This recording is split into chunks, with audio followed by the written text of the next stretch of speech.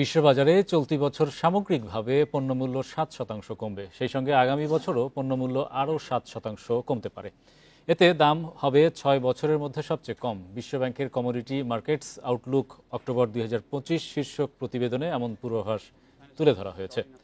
প্রতিবেদনে বলা হয়, চলতি বছর শুরু থেকেই বিশ্ববাজারে পণ্যের দাম কমতে শুরু করেছে, যার মূল কারণ জ্বালানির দাম কমে যাওয়া।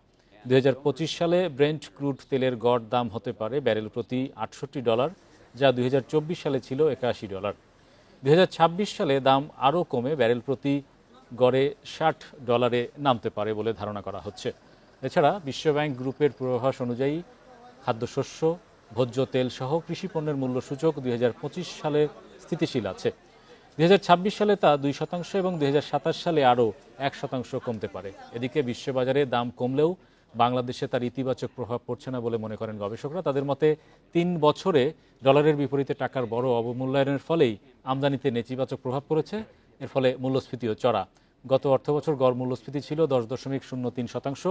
সেপ্টেম্বর মাসে সার্বিক মূল্যস্ফীতি কমে হয়েছে 8.38%।